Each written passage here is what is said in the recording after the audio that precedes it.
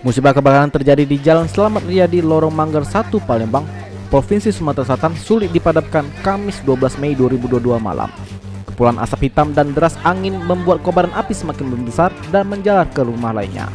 Pantauan sumselupdate.com, setidaknya 6 rumah hangus terbakar.